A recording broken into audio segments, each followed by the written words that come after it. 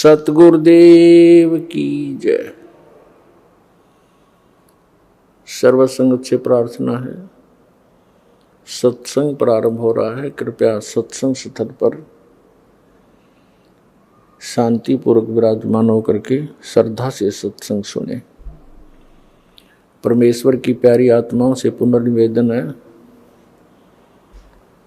सत्संग प्रारंभ हो रहा है। कृपया सत्संग स्थल पर शांतिपूर्वक विराजमान होकर के श्रद्धा से सत्संग सुने। सत सही। संत रामपाल जी महाराज एक ऐसे महान संत जिन्होंने अपनी सतभक्ति, तत्व ज्ञान, करुणा और सेवा के बल पर समाज में नई मिसाल कायम की है।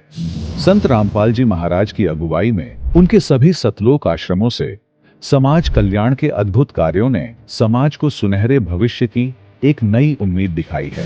संत रामपाल जी महाराज से नाम दीक्षा लेने के बाद लाखों लोगों की लाइलाज बीमारियां जैसे कैंसर, एड्स आदि ठीक हुई। संत जी के ज्ञान से प्रेरित होकर उनके अनुयायियों ने लाखों यूनिट रक्तदान किया। संत जी ने लाखों बहन बेटियों का दहेज मुक्त विवाह करवाया।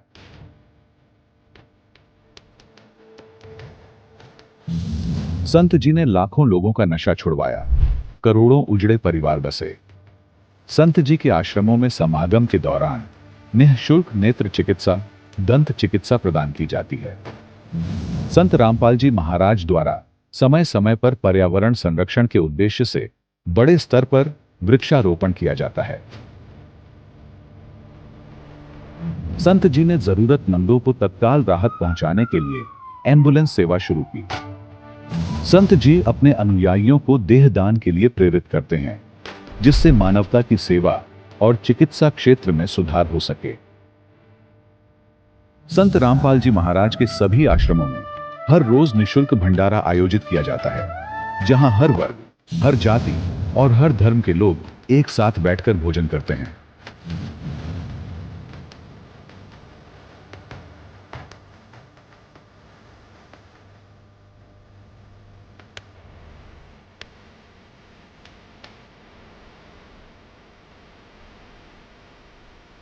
संत रामपाल जी महाराज की अन्नपूर्णा मुहिम ने गरीब और बेसहारा लोगों के जीवन में एक नई ऊर्जा और उम्मीद को जन्म दिया है। घर घर खाद्य सामग्री और जरूरी मदद पहुंचाकर संत रामपाल जी महाराज ने लोगों को दुख और मजबूरी से लड़ने की ताकत प्रदान की।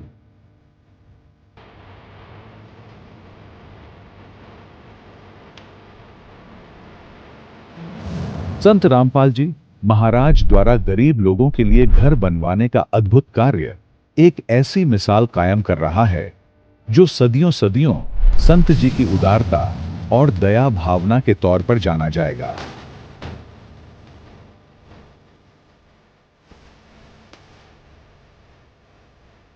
संत रामपाल जी महाराज के आश्रम में हजारों बुजुर्गों को सम्मान और प्यार के साथ जीवन जीने का अवसर मिलता है। उनके खाने, रहने और स्वास्थ्य की पूरी जिम्मेदारी संत रामपाल जी महाराज उठाते हैं। अनाथ बच्चों के लिए संत रामपाल जी महाराज के सभी आश्रम किसी वरदान से कम नहीं। यहां उन्हें शिक्षा, संस्कार और भविष्य के लिए बेहतर अवसर प्रदान किए जाते हैं।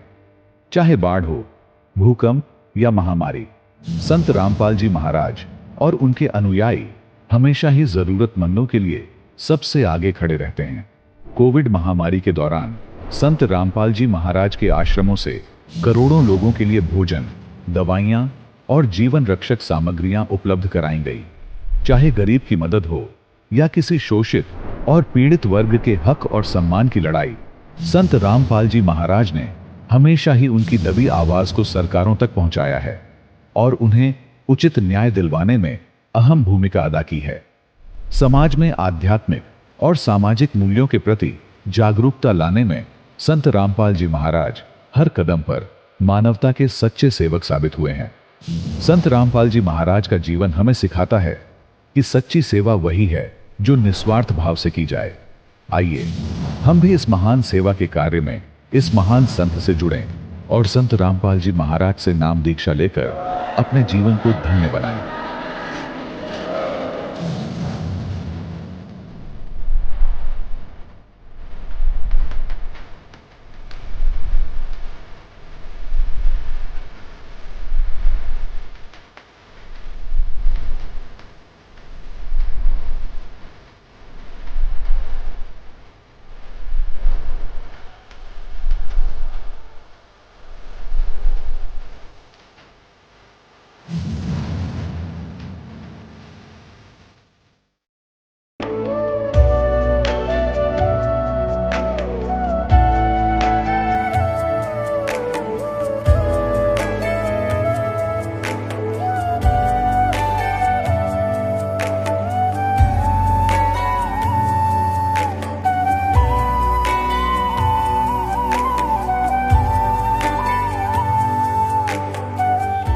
पवित्र श्रीमद् भागवत गीता, पवित्र चारों वेद, पवित्र कुरान शरीफ, पवित्र बाइबल, पवित्र गुरु ग्रंथ साहिब, पवित्र कबीर साहिब की वाणी में छुपे हुए गूढ़ रहस्य अर्थात तत्व को जानने के लिए कृपया अवश्य सुनिए जगत गुरु तत्वदर्शी संत रामपाल जी महाराज के मंगल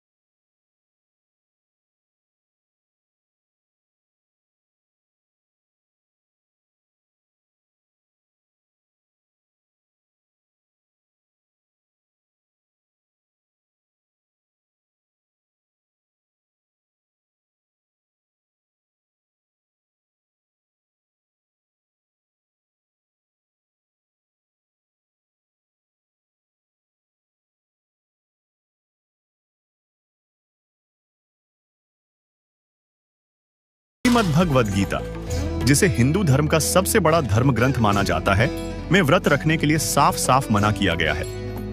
देखिए, छठे अध्याय के 16वें श्लोक में फिर ये भी कहा कि अर्जुन, यह योग न तो बहुत खाने वाले का और न बिल्कुल न खाने वाले का। बहुत खाना तो यूँ है, पेट डडी पक्का खा ले, अंगड़ाई टूटे, भक्ति हो को ना। और बिल्कुल न खाना, व्रत रखना। व्रत रखना भी गीता में मना है। और ये व्रत रखवाओ एकादशी का, ये कहाँ से लाए?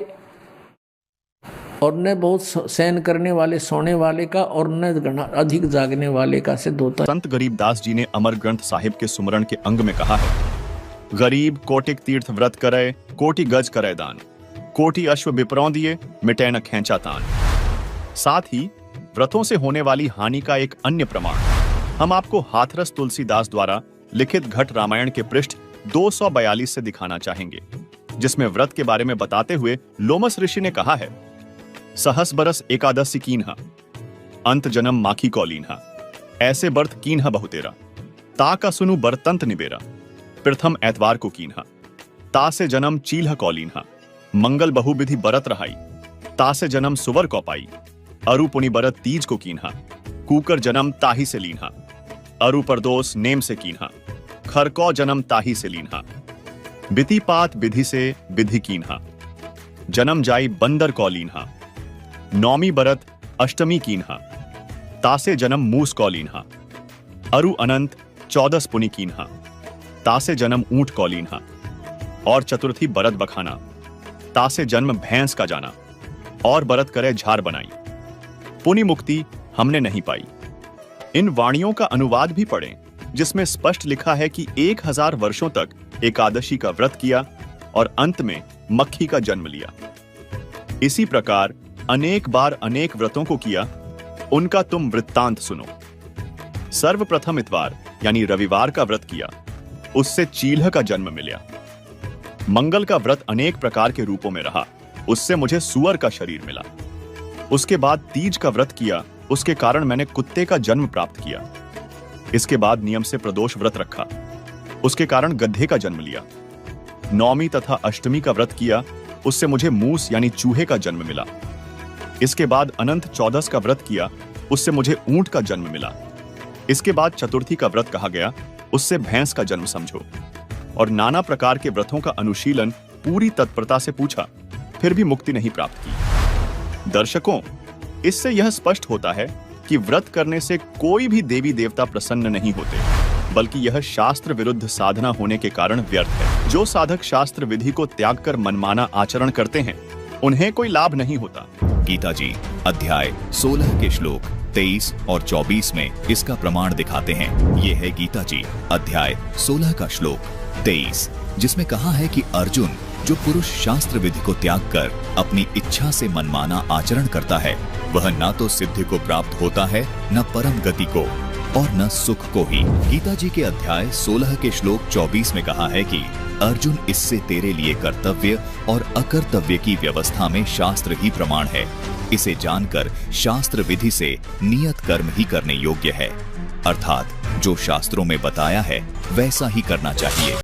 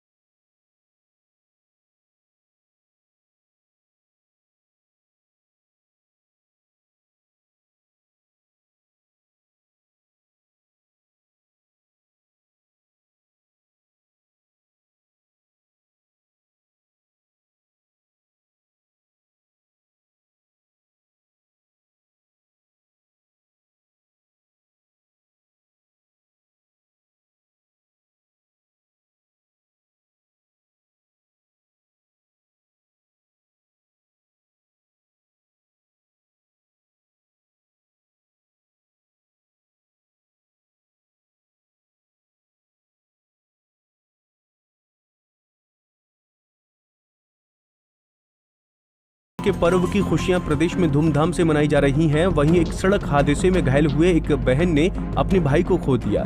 करनाल ब्राह्मण माजरा गांव के पास हादसे में घायल युवक की रक्षाबंधन के दिन मौत हो गई, जिसके बाद मृतक के घर में मातम का माहौल बना हुआ है।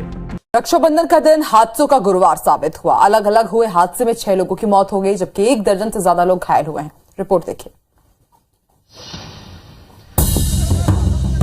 राखी का त्योहार जहां खुशियां लेकर आए, वहीं अलग अलग सड़क हादसे की वजह से कई परिवारों में गम का माहौल है। केशकाल में 2 अलग अलग सड़क हादसे में 4 लोगों की मौत हो गई, वहीं 3 लोग घायल हुए हैं। नेशनल हाईवे नंबर 30 में सिंगनपुर पेट्रोल पंप के पास ट्रक और इनोवा की टक्कर हो गई।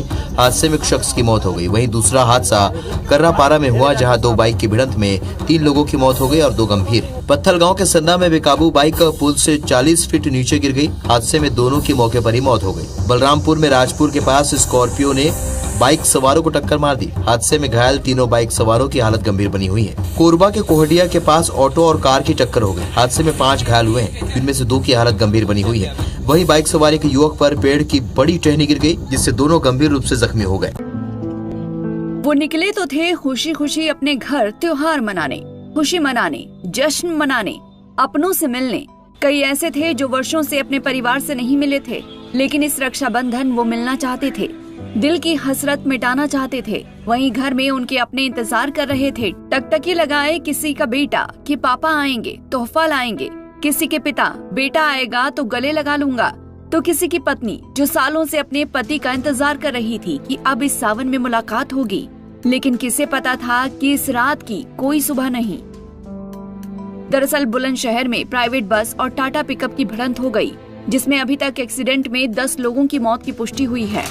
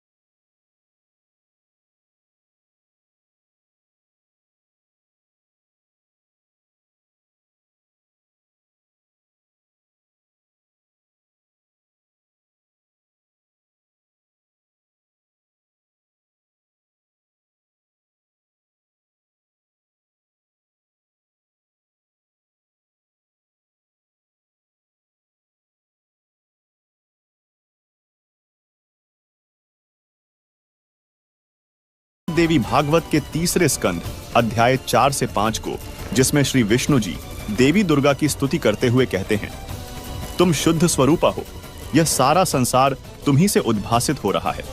मैं विष्णु, ब्रह्मा और शंकर हम सभी तुम्हारी कृपा से ही विद्यमान हैं।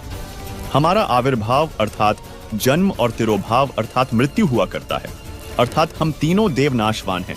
केवल तुम ही नित्य हो, जगत जननी हो, प्रकृति देवी हो। श्रीमद् देवी भागवत के इसी लेख में आगे भगवान शंकर बोले, देवी, यदि महाभाग विष्णु तुम्ही से प्रकट हुए हैं तो उनके बाद उत्पन्न होने वाले ब्रह्मा भी तुम्हारे ही बालक हुए। फिर मैं तमोगुणी लीला करने वाला शंकर क्या तुम्हारी संतान नहीं हुआ? अर्थात मुझे भी उत्पन्न करने वाली तुम ही हो। शिवे, संपूर्ण संसार की सृष्टि करने में तुम बड़ी चतुर हो। इस संसार की सृष्टि, स्थिति और संहार में तुम्हारे गुण सदा समर्थ हैं। उन्हीं तीनों गुणों से उत्पन्न हम ब्रह्मा, विष्णु एवं शंकर नियमानुसार कार्य में तत्पर।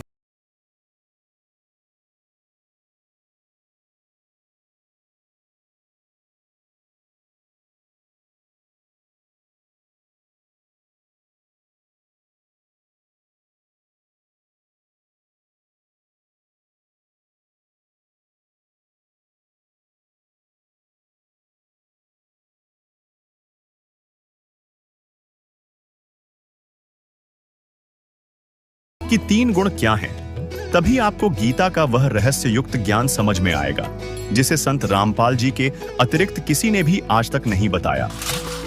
ये तीन गुण कौन है? रजगुण ब्रह्मा, सतगुण विष्णु, तमगुण शिव जी। ये देखिएगा मार्कंडेय पुराण। गीता प्रेस गोरखपुर से प्रकाशित संक्षिप्त मार्कंडेय पुराण के अध्याय 25 में लिखा है कि रजोगुण प्रधान ब्रह्मा, तमोगुण प्रधान रुद्र यानी शिव और सत्व प्रधान यानी सतोगुण प्रधान विश्वपालक विष्णु हैं। ये ही तीन देवता हैं और ये ही तीन गुण हैं। और थोड़ा सा पक्का कर दूं, ये देखिएगा, ये है श्रीमद् देवी भागवत। देखिए, खेमराज श्री कृष्ण दास प्रकाशन, बंबई से प्रकाशित श्रीमद् देवी भागवत भाग 1 के तीसरे स्कंध के अध्याय 5 श्लोक 8 में भगवान शंकर बोले, हे मात, यदि हमारे ऊपर आप दयायुक्त हो तो मुझे तमोगुण क्यों बनाया? कमल से उत्पन्न ब्रह्मा को रजोगुण किस लिए बनाया तथा विष्णु को सतगुण क्यों बनाया? दर्शकों नीचे संस्कृत को भी देखें, जिसमें स्पष्ट लिखा है, यदि दयार्द्रमणा न सदामपि के कथमहं विहितः च तमोगुणः कमल जश्च रजोगुण संभव सुविहितः किमु सत्वगुणो हरे। इति सिद्धम रजगुण ब्रह्मा, सतगुण विष्णु, तमगुण शिव जी। दर्शकों, मार्कंडेय पुराण और श्रीमद् देवी भागवत के इस उल्लेख से यह स्पष्ट होता है कि तीन गुण यानी रजगुण ब्रह्मा जी, सतगुण विष्णु जी और तमगुण शिव जी हैं। दोस्तों, अभी आपने अपने पुराणों में देखा कि रजगुण ब्रह्मा, सतगुण विष्णु और तमगुण शिव हैं। अब जानते हैं तीनों गुणों की पूजा करने वाले साधकों को गीता ज्ञानदाता ने क्या कहा है। अब ये दास आपको पवित्र श्रीमद् भगवत गीता के अंदर दिखाएगा। गुण तीनों की भक्ति में ये भूल पड़ो संसार, कह कबीर निज नाम बिना कैसे उतरो पार। तीन देव की जो करते भक्ति, उनकी कदे ना होवे मुक्ति। तभी तो हमारे सारे पूर्वज भूत बनवा दिए नज्ञानिया ने। और फिर हमारे से श्राद्ध कटवाओ, तुम्हारे पिताजी स्वर्ग में भूखे हैं। नकलियो, स्वर्ग में जब कुछ है नहीं, वो स्वर्ग कहाँ हो गया जिसमें भूखे मरे हमारे पूर्वज? बोला स्वर्ग भेज दिए, गति कर दी उनकी, सारे क्रियाक्रम करे पाछे। और फिर न कहो भूखे हैं, उनको ये दान करो। किसा मूर्ख बना रखा था इन्हें। अब ये देखिएगा, श्रीमद् भगवत गीता अध्याय नंबर 7 का जयदयाल गोविंद का इसके अनुवादक हैं, गीता प्रेस गोरखपुर से ये छपी है। ये देखिएगा, अध्याय नंबर 7 के 1, 2, 3 में गीता ज्ञानदाता कहता है कि अर्जुन, अब ऐसा ज्ञान बताने जा रहा हूं जिसको जानने के बाद कुछ भी जानना शेष नहीं रहेगा। देखना, अथ सप्तमोऽध्याय 7वां अध्याय प्रारंभ। श्री भगवान उवाच, इसमें कितना भी श्री कृष्ण उवाच नहीं है, भगवान उवाच। ये आप देख रहे हो सामने। अरिय के कृष्ण जी ने बोली, हे पार्थ, अनन्य प्रेम से मुझ में आसक्त चित्त मेरे प्राण होकर तथा अनन्य भाव से मेरे प्राण होकर योग में लगा हुआ, जिस प्रकार से संपूर्ण विभूति बल ऐश्वर्य आदि गुणों से संपन्न सबके आत्म रूप मुझको संशय रहित जानेगा, उसको सुन। कहते तू मुझे अच्छी तरह समझ जाएगा, वो ज्ञान बताता हूँ। साथ में देगा दूसरा श्लोक, मैं तेरे लिए इस विज्ञान से तत्व ज्ञान को संपूर्णता कहूंगा, जिसको जानकर संसार में फिर कुछ भी जानने योग्य शेष नहीं रह जाता।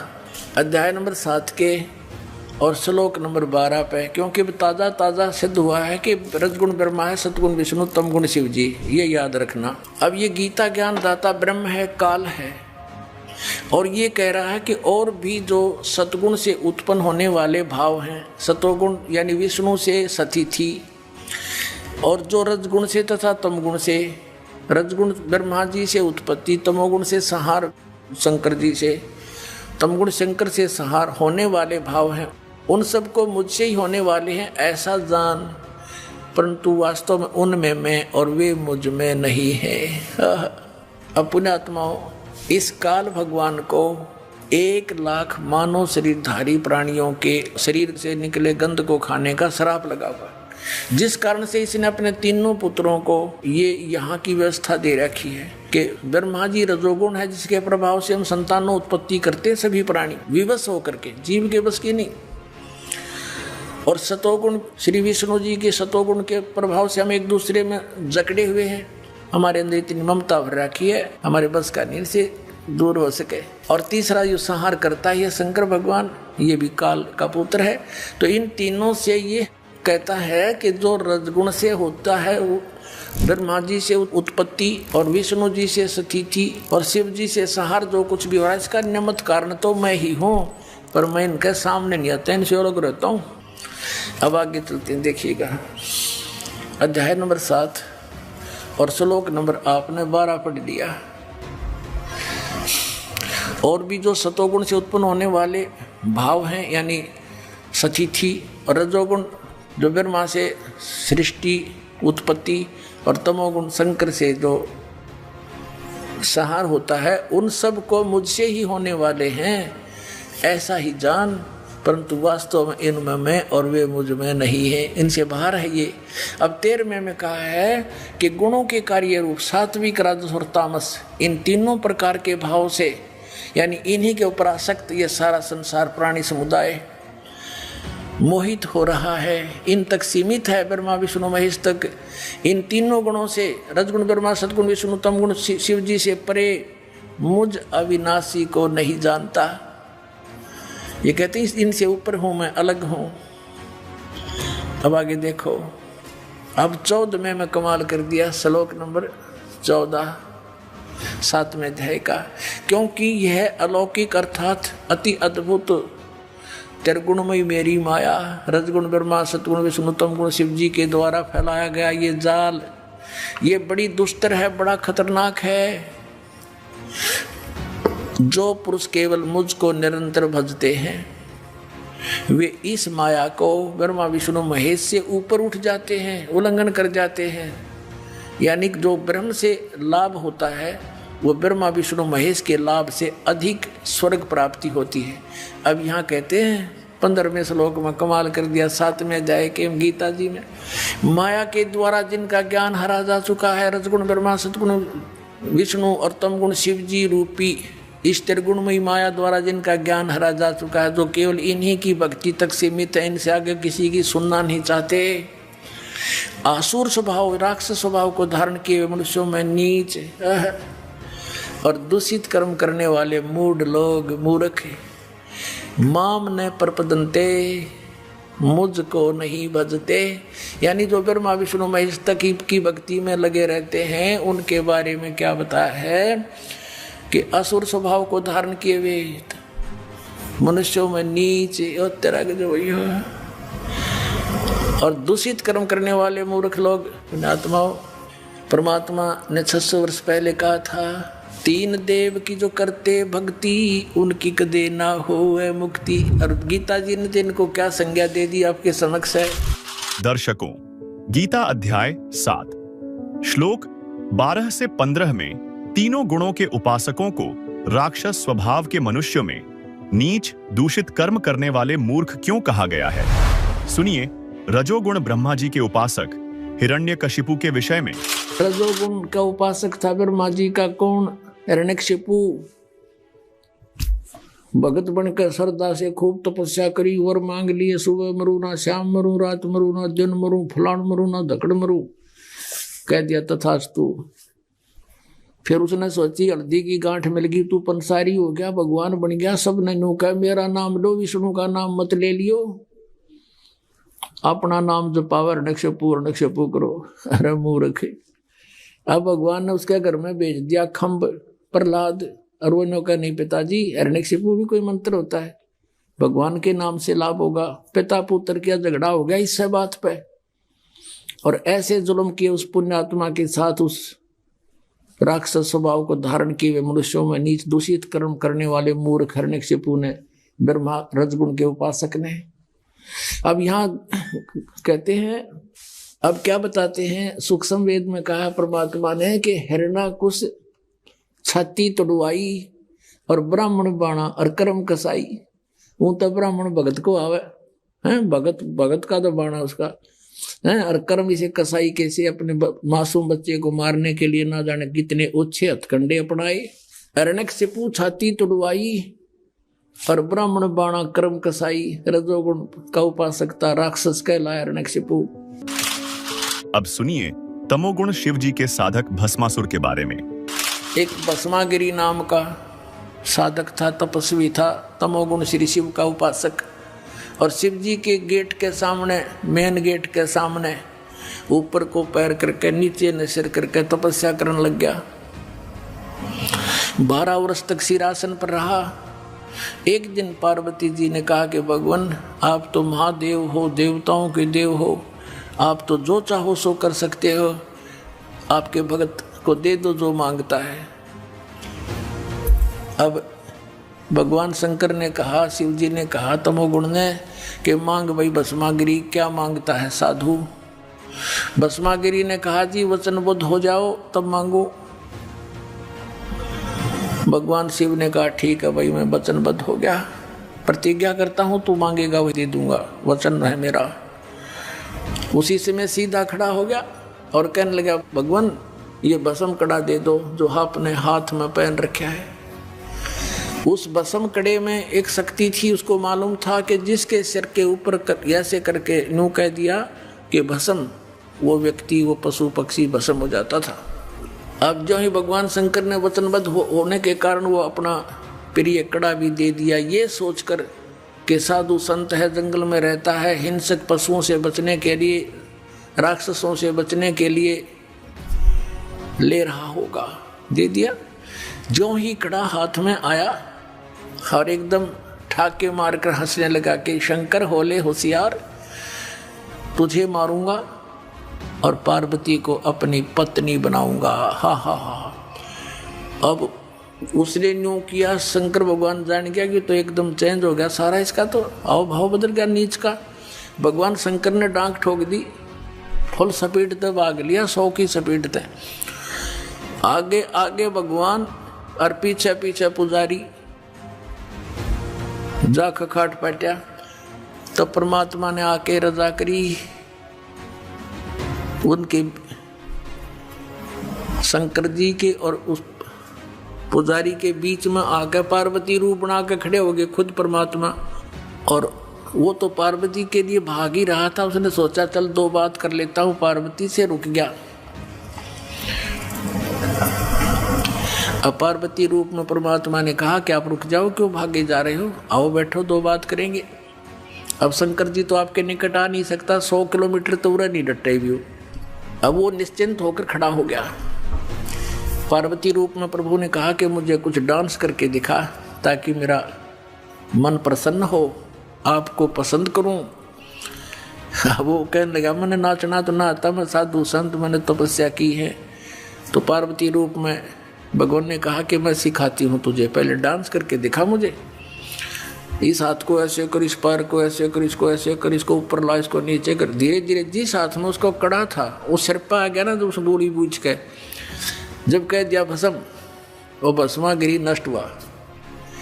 अब उस कड़े को लेकर विष्णु रूप धारण करके परमात्मा शंकर भगवान के से काफी आगे खड़े हो गए और कहा, कहाँ दौड़ रहे हो? बोले, नाथ कहाँ चले?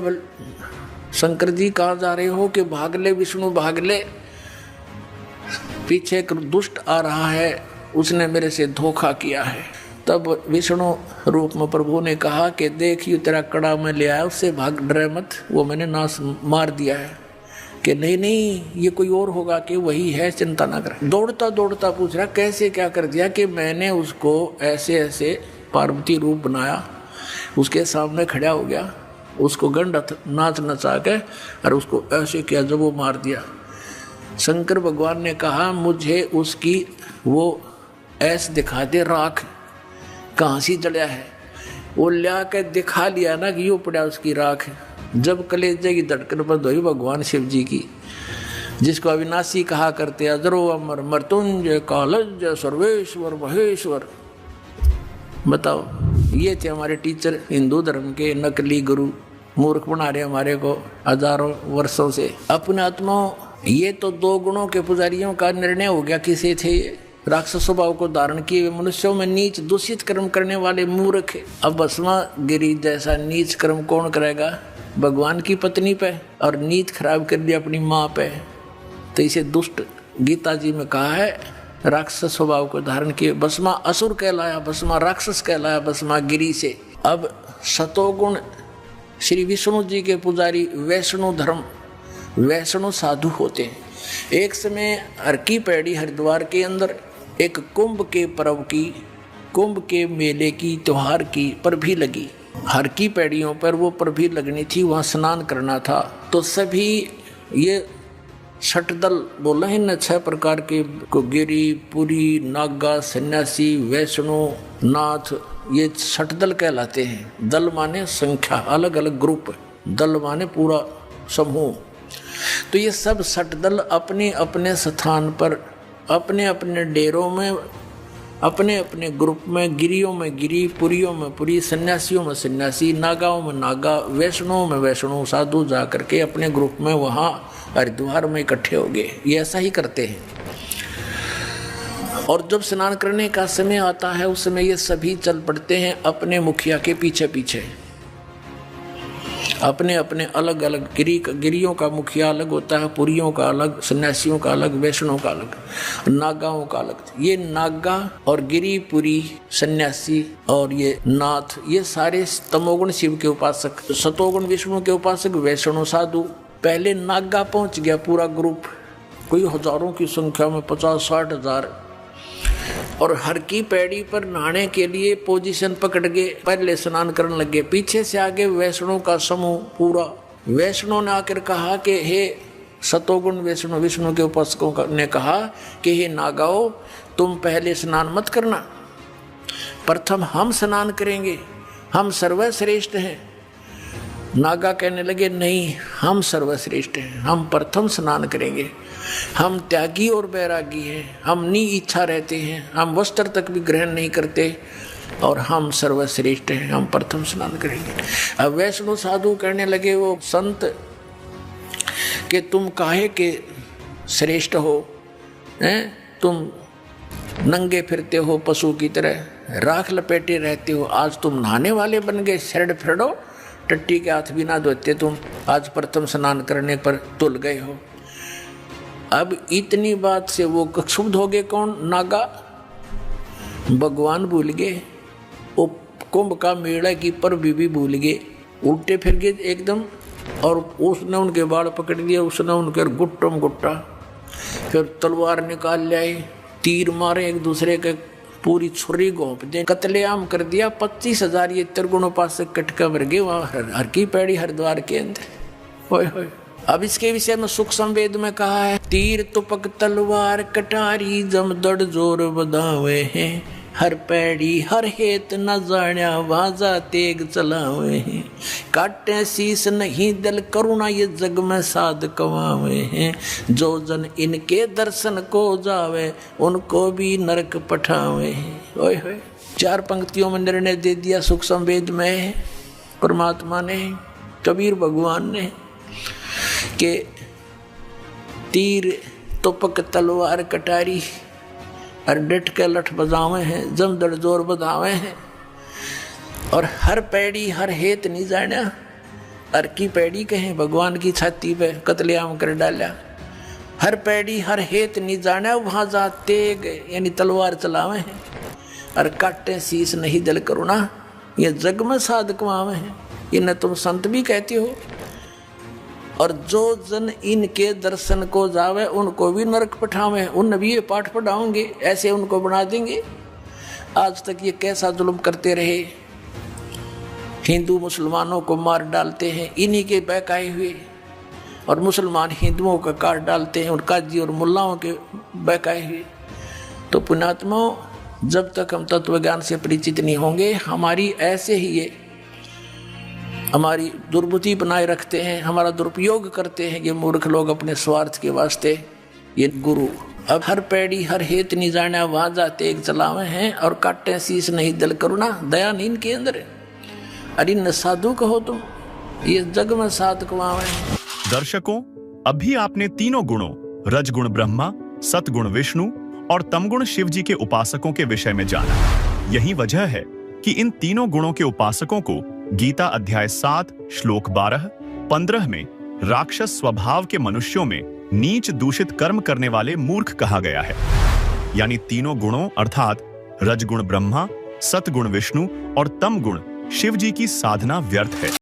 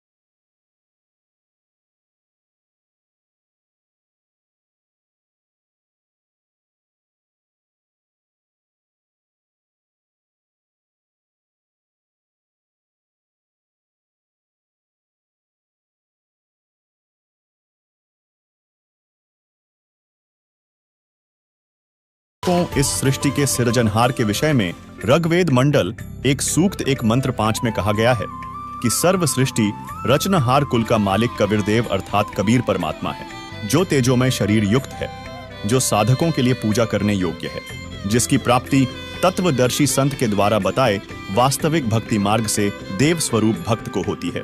फिर ऋग्वेद मंडल 9 सूक्त 94 मंत्र 3 में वेद ज्ञान दाता ने कहा है कि जो पूर्वोक्त परमात्मा कवियों की भूमिका करके अपना तत्व ज्ञान प्रदान करता है, वह कबीरदेव अर्थात कबीर प्रभु है, जिसकी प्रभुता सर्व ब्रह्मांडों के प्रभुओं पर है। वह सदा एक रस रहता है अर्थात मरता व जन्मता नहीं है, वह मनुष्य सदृश शरीर से सुशोभित है। वहीं अथर्ववेद कांड 4 अनुवाक एक मंत्र 7 में लिखा है कि जो परमेश्वर अचल अर्थात वास्तव में अविनाशी सबसे बड़ा स्वामी अर्थात परमेश्वर आत्मा का आधार जो पूर्ण मुक्त होकर सतलोक गए हैं, उनको सतलोक ले जाने वाला, सर्व ब्रह्मांडों का रचनहार, काल ब्रह्म की तरह धोखा न देने वाला ज्यों का त्यों वह स्वयं कबीरदेव अर्थात कबीर प्रभु है। यही परमेश्वर सर्व ब्रह्मांडों व प्राणियों को अपनी शब्द शक्ति से उत्पन्न करने के कारण माता भी कहलाता है तथा पिता तथा भाई भी वास्तव में यही है तथा परमेश्वर भी यही है। दर्शकों, वेदों के इन सभी प्रमाणों से स्पष्ट हुआ कि वास्तव में पूर्ण परमात्मा परम अक्षर ब्रह्म कबीर परमात्मा है, जिन्होंने इस सृष्टि को बनाया और उन्हीं की शास्त्र अनुकूल भक्ति करने से हमारी आयु बढ़ सकती है। दर्शकों, अब आपको बताते हैं कि कबीर जी परमात्मा क्यों हैं तथा उनके परमात्मा होने का प्रमाण किन किन धर्म ग्रंथों में दिया गया है तथा उनको परमात्मा सिद्ध करने वाले गवाह कौन कौन हैं।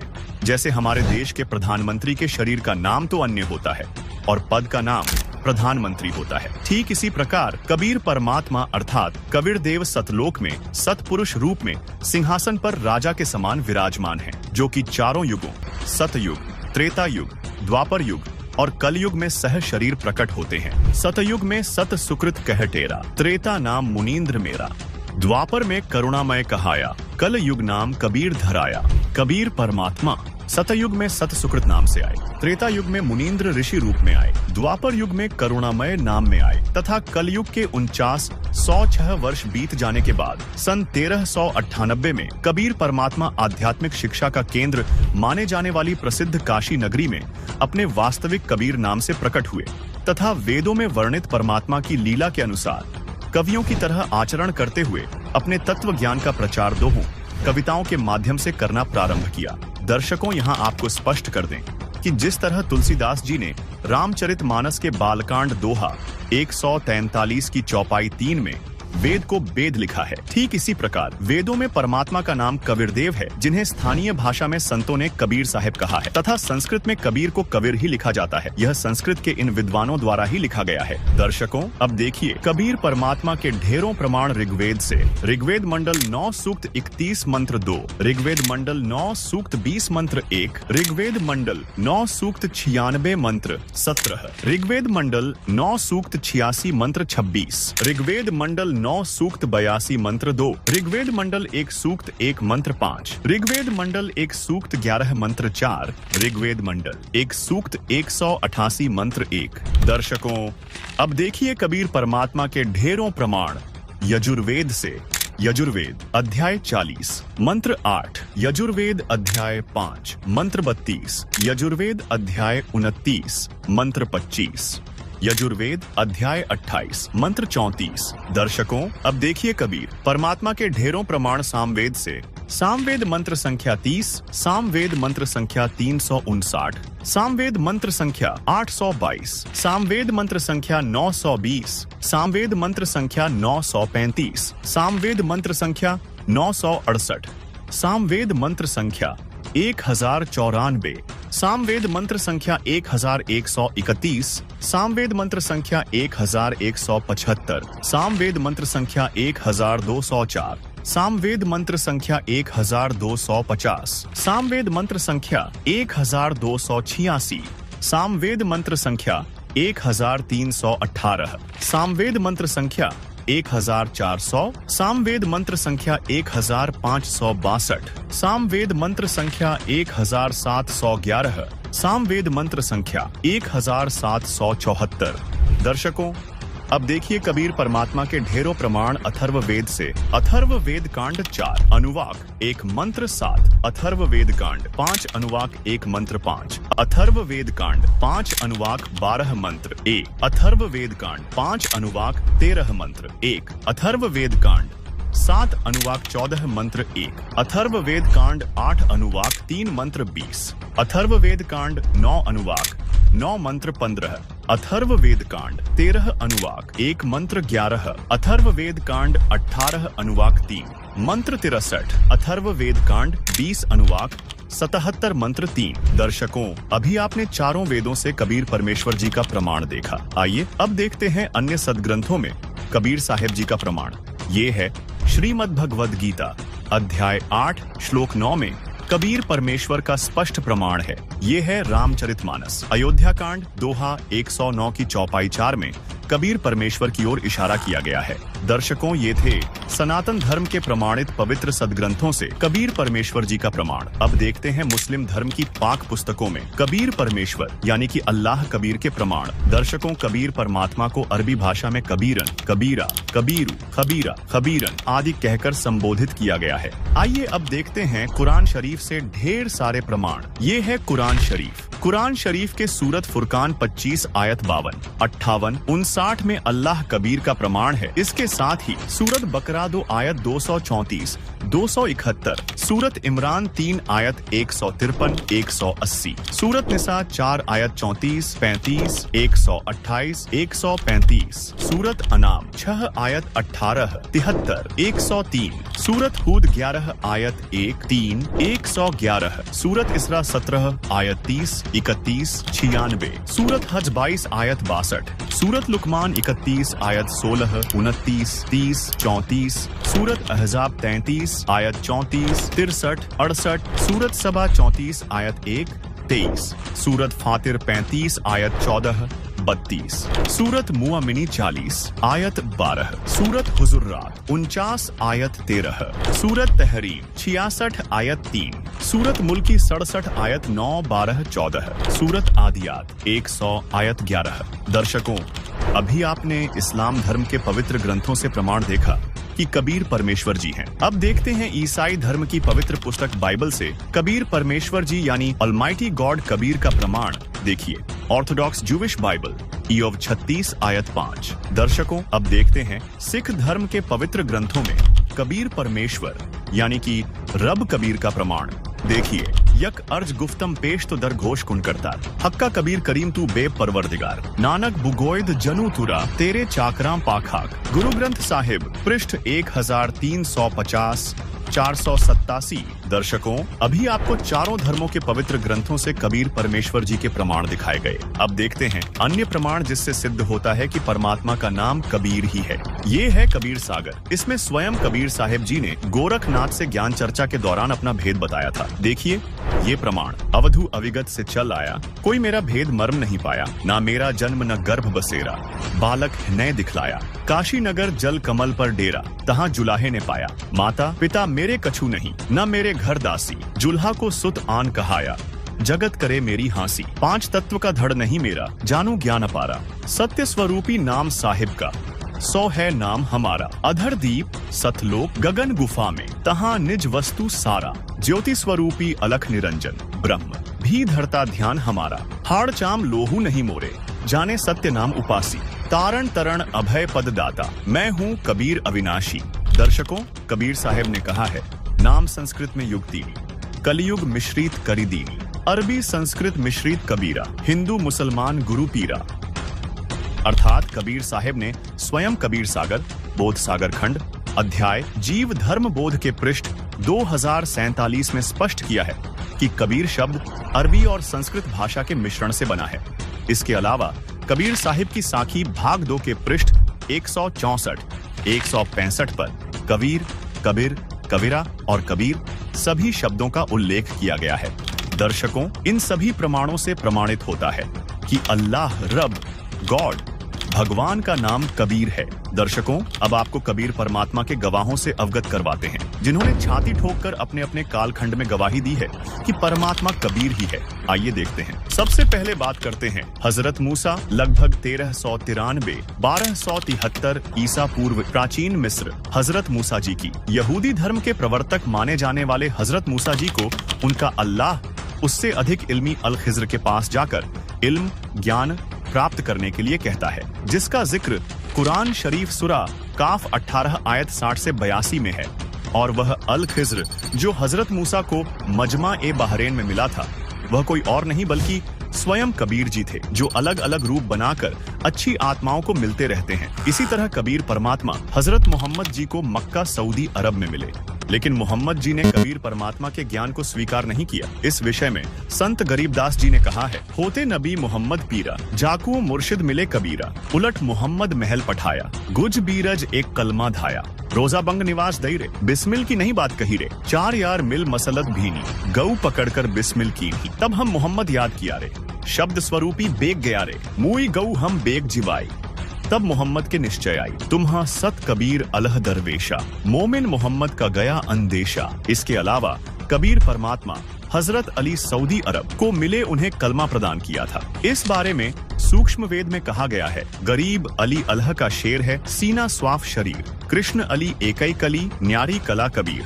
गरीब अली अलीलों हो गए, मोहम्मद पदम 50, कबीर एक का एक है, करो तास की आश। अब्राहिम अधम सुल्तान, बल्ख इराक। बल्ख शहर के बादशाह अब्राहिम अधम सुल्तान को कबीर परमात्मा अनेकों बार मिले, तब कहीं जाकर अधम सुल्तान का कल्याण हुआ तथा अपनी पुस्तक मसनवी में सूफी संत रूमी ने इब्राहिम अधम सुल्तान के जीवन का भी वर्णन करते हुए कबीर परमात्मा अर्थात अल खिज्र के मिलने का जिक्र किया है।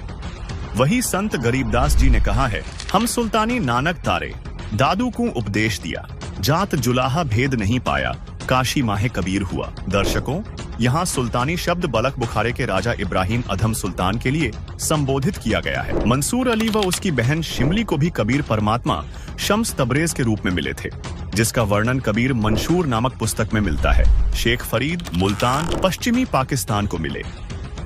सूफी संत रूमी कोन्या तुर्की को कबीर परमात्मा शम्स तबरेज के रूप में 15 नवंबर 1244 को कोन्या में मिले, जिसके बाद रूमी ने अपने मुर्शिद गुरु शम्स तबरेज की बड़ाई में लिखी 2 रचनाओं मसनावी और दीवान ए कबीर में भी कबीर परमात्मा अर्थात अल खिज्र का जिक्र किया है। संत नामदेव पुंडरपुर महाराष्ट्र को कबीर परमात्मा एक संत रूप में पुंडरपुर में मिले, उनके साथ अनेक चमत्कार किए। स्वामी रामानंद जी काशी उत्तर प्रदेश को सभी कबीर जी का गुरु मानते हैं, जबकि वास्तविकता यह है कि गुरु परंपरा बनाए रखने के लिए कबीर जी ने गुरु शिष्य की लीला की थी। वास्तव में तो स्वामी रामानंद जी स्वयं कबीर जी को अपना गुरु मानते थे। रामानंद जी ने परमेश्वर कबीर जी के विषय में कहा है, बोलत रामानंद जी सुन कबीर करतार, गरीबदास सब रूप में तुम ही बोलनहार, तुम साहिब तुम संत हो, तुम सदगुरु तुम हंस, गरीबदास तुम रूप बिन और न दूजा अंश, दोहू ठौर है एक तू, भया एक से दोए, गरीबदास हम कारणे उतरे हो मगजोय, तैमूर लंग उज्बेकिस्तान, रोटी तैमूर लंग कू दीन ही, ताते 7 पादशाही लीन ही, गरीब तैमूर लंग को तालिब मिले, एक रोटी की चाह है, जिंदा रूप कबीर धरही, सुनी तैमूर लंग की माए, गरीब तैमूर लंग हुमियों रहे, मन में कुछ न चाह, मौज मेहर मौला करी, दीनिया तख्त बैठाए, गरीब हिंद जिंद सभी दी, सेतबंद लगसीर, गड़गजनी ताबे करी, जिंदा इसम कबीर, गरीब 7 सहीसल नीकली, पीछे डिगमग खयाल, तैमूर लंग और औरंगजेब लग, इन पर नजर निहाल। संत रविदास काशी उत्तर प्रदेश और कबीर जी समकालीन थे। पहले रविदास जी ने रामानंद जी को गुरु बनाया था, लेकिन कबीर परमात्मा की समर्थता से परिचित होकर उन्होंने कबीर जी को अपना गुरु स्वीकार किया था। गरीब अनभय कठी रैदास को मिल गए पीर कबीर, मगर बीच झगड़ा मंडिया पाया नहीं शरीर। धर्मदास जी मध्य प्रदेश। आज मोहे दर्शन दियो जी कबीर, सत्यलोक से चलकर आए काटन जम की जंजीर, थारे दर्शन से म्हारे पाप कटत हैं, कल होवे जी शरीर, अमृत भोजन म्हारे सतगुरु जी मई, शब्द दूध की खीर, हिंदू के तुम देव कहाए, मुसलमान के पीर, दोनों दीन का झगड़ा छिड़ गया, टोहे ना पाए शरीर। धर्मदास की अर्ज गोसानी, बेड़ा लंघाइयो परले तीर। संत जम्भेश्वर जी पीपासर नागौर राजस्थान। कबीर परमेश्वर सतगुरु रूप में विश्नोई पंथ के संस्थापक संत जम्भेश्वर जी को समराथल राजस्थान में मिले थे। उन्होंने कहा है, जहाँ जहाँ पवन आसन पाणी आसन चंद आसन सूर आसन गुरु आसन समराथले। गुरु नानक देव जी तलवंडी वर्तमान ननकाना साहिब पश्चिमी पाकिस्तान। सिख धर्म की पवित्र पुस्तक भाई बाले वाली जन्म साखी के पृष्ठ 198 पर एक काजी रूकन दीन सूरा के प्रश्न का उत्तर देते हुए श्री नानक देव जी ने कहा है, खालक आदम सिरजिया आलम बड़ा कबीर, कायम दायम कुदरती सिर पीरा दे पीर, सैयदे करे खुदाई नू आलम बड़ा कबीर। दादू दयाल जी कबीर परमात्मा दादू जी को सन 1551 में आमेर राजस्थान में मिले, जिन मोकू निज नाम दिया सोई सतगुरु हमार। दादू दूसरा कोई नहीं, कबीर सृजनहार। मलूक दास जी इलाहाबाद उत्तर प्रदेश। जपोरे मन परमेश्वर नाम कबीर, एक समय गुरु बंसी बजाई कालंदरी के तीर, सुरनर मुनि थक गए, रूक गया दरिया नीर। काशी तज गुरु मघर आए, दोनों दीन के पीर। कोई गाड़े कोई अग्नि जरावे, ढूंढा न पाया शरीर। चार दाग से सतगुरु न्यारा, अजरो अमर शरीर। दास मलूक सलूक कहत हैं, खोजो खसम कबीर। संत गरीबदास जी, गांव छुड़ानी, जिला झज्जर, हरियाणा। कबीर परमेश्वर संत गरीबदास जी को सन 1727 में मिले। उन्होंने कहा है, अनंत कोटि ब्रह्मांड का एक रति नहीं भार। सतगुरु पुरुष कबीर हैं कुल के सृजनहार। गरीब परमेश्वर एक कबीर है, दूजा नहीं आधार। दास गरीब सकल सृष्टि का, यों ही सृजनहार। गरीब मात पिता जाके नहीं जन्म प्रमाण। यौह पूर्ण ब्रह्म कबीर है, करता हंस अमान। गरीब जिस कूं कहते कबीर जुलाहा, सब गति पूर्ण अगम अगाहा। संत घीसादास जी, गांव खेखड़ा, जिला मेरठ, वर्तमान जिला बागपत, उत्तर प्रदेश।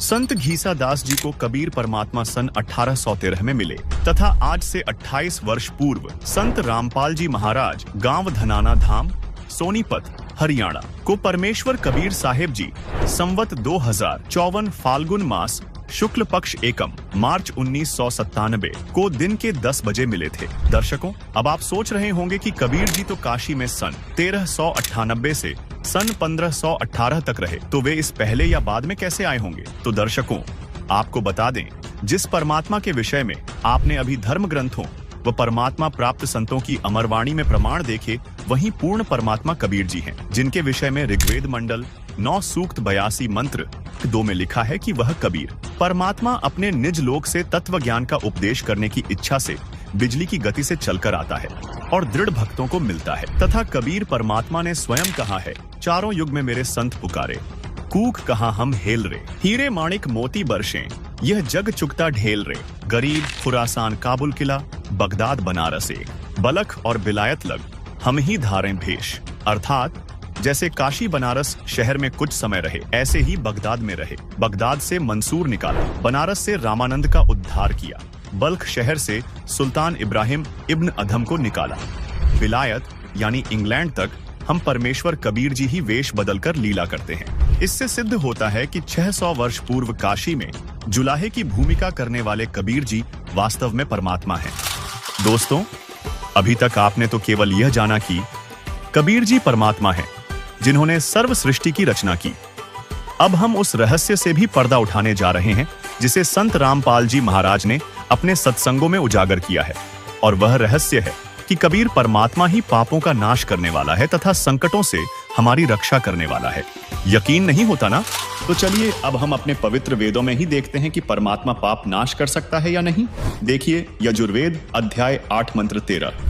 दर्शकों, यजुर्वेद अध्याय 8 मंत्र 13 में 6 बार लिखा है कि परमात्मा साधक के घोर पाप का भी नाश कर सकता है। स्वयं पढ़िए यजुर्वेद अध्याय 8 मंत्र 13, जिसमें लिखा है कि वेदों को बोलने वाला ब्रह्म कह रहा है कि हे पूर्ण ब्रह्म, आप सत भक्ति करने वाले भद्र पुरुष, संत ऋषि द्वारा किए हुए पाप के क्षमा अर्थात विनाश करने वाले हो। साधारण व्यक्ति के किए हुए पाप के विनाश करने वाले हो। सत भक्ति चाहे पिता करे, उस पिता के किए हुए पाप के विनाश करने वाले हो। शास्त्र अनुकूल साधना चाहे कोई स्वयं करे, उसके अपने किए हुए पाप के विनाश करने वाले हो। और तो और आप पाप के पाप अर्थात घोर पाप के विनाश अर्थात क्षमा करने वाले हो। जो सतभक्ति करने वाला पाप चाहे शिक्षित अर्थात पंडित या अशिक्षित करे, उसके तथा सर्व सतभक्ति स्तुति करने वालों के पाप के विनाश करने वाले हो। जिससे स्पष्ट होता है कि संत रामपाल जी महाराज जी की यह बात सत्य है कि परमात्मा घोर पाप का भी नाश कर देता है। चलिए अब देखते हैं यजुर्वेद अध्याय 5 मंत्र 32 को और जानते हैं कि वह परमात्मा कौन है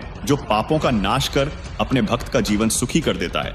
देखिए दर्शकों, यजुर्वेद अध्याय 5 मंत्र 32 में लिखा है कि जो पूर्ण शांतिदायक है वह पाप का शत्रु अर्थात पाप विनाशक कबीर है। 2 स्थानों पर वास करता हुआ दुखदायी काल लोक में रहने वालों के कर्म बंधन का शत्रु अर्थात बंदी छोड़ रक्षा के लिए तुरंत आने वाला है। पवित्र करने वाला वायु के तुल्य है। सभा में अर्थात ओंकार ब्रह्म के 21 ब्रह्मंडों यानी ब्रह्म, ब्रह्मा, विष्णु, शिव तथा देवी देवताओं आदि की सभा है में जैसे चूहों की सभा में बिलाव की तरह शक्तिशाली राजाधिराज अर्थात कुल मालिक है। सर्व ऊर्जा स्रोत परमेश्वर वायु अर्थात प्रत्येक जीव का प्राणाधार है। आकाश के गुण शब्द रूप में अविनाशी है। जगत को त्यागने वाला अंतर्यामी जाना माना अर्थात सर्वविदित है। हवन में आहुति दिए घी का जैसे प्रारूप बदल जाता है अर्थात अधिक लाभदायक हो जाता है, ऐसे भक्ति से भक्त के गुण बदलने वाला स्वयं प्रकाशित सतलोक में रहने वाला है। भावार्थ है कि जो पूर्ण शांतिदायक है वह पाप नाशक परमेश्वर कबीरदेव यानी कबीर साहिब है। वह कर्मों के बंधन में बंधे हुओं के बंधन काटने वाला अर्थात बंदी छोड़ है। जो स्वयं प्रकाशित सतलोक में रहता है, यजुर्वेद के उपरोक्त मंत्र से सिद्ध होता है कि वास्तव में कबीर परमात्मा घोर पाप का भी नाश कर देता, जिससे हम सुखी होकर भक्ति कर सकते हैं। और इससे यह भी स्पष्ट होता है कि संत रामपाल जी महाराज द्वारा बताया जा रहा ज्ञान सत्य है। साथ ही ऋग्वेद मंडल 9 सूक्त 86 मंत्र 26 में लिखा है कि यज्ञ यानी धार्मिक अनुष्ठान अर्थात पूजा करने वाले भक्तों के लिए परमेश्वर सब रास्तों को सुगम करता हुआ उनके कष्टों को समाप्त करता है और साधक के पाप नाश करके शुद्ध करता है। अपने तेजोमय रूप को सरल यानी हल्के प्रकाश युक्त करके कबीरदेव यानी कबीर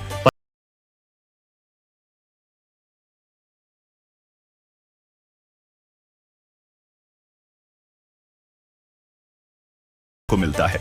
उन्हीं नेक आत्माओं में से एक संत गरीबदास जी ने अपने सामने धर्मराज व कबीर परमात्मा के मध्य हुई वार्ता में बताया है। सुनिए। यहाँ क्या बता रहे हैं कि परमात्मा जब ऊपर लेकर गए गरीबदास जी को, तो परमेश्वर के शरीर से वहां जब उसने देखा ऐसी चमक थी और धर्मराज अपनी सिंहासन पर विराजमान था, न्यायाधीश परमात्मा वहां प्रवेश किया, एकदम वो कुर्सी छोड़कर खड़ा हो गया, सिंहासन छोड़कर, और ऐसे जैसे एक उच्च अधिकारी के सामने बहुत निम्न सत्र का अधिकारी करबद्ध होकर के सावधान हो जाता है और वो डांट लगाता है। उच्च अधिकारी छोटे अधिकारी को अपना आदेश देता है अपनी लैंग्वेज में और वो सब स्वीकार्य करता है, जो एक शिष्टाचार होता है। तो क्या कहते हैं, धर्मराज दरबार में देई कबीर तलाक, मेरे भूले चूके हंस को तू पकड़िए मत कजाक।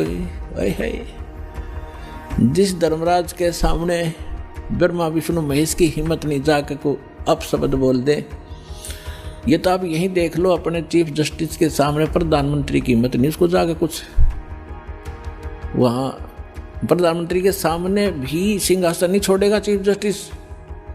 हाँ, राष्ट्रपति जब जाएगा उसने पद छोड़ना पड़ेगा राष्ट्रपति के लिए। हमारे राष्ट्रपति इतने सर्वमान्य होते। इसी प्रकार जब धर्मराज ने देखा कि राष्ट्रपति आगे यानी पूरी विश्व के मालिक एकदम कुर्सी छोड़कर खड़े हो गए, परमात्मा क्या कहने लगे, धर्मराज दरबार में देई कबीर तलाक, मेरे भूले चूके हंस को तू पकड़िए मत कजाक, कि मेरा हंस और गलती से नाम भी त्याग दिया हो, गलती से ना ध्यान रहा हो, जानबूझ कर बकवाद करे, उसका तो माफी है नहीं।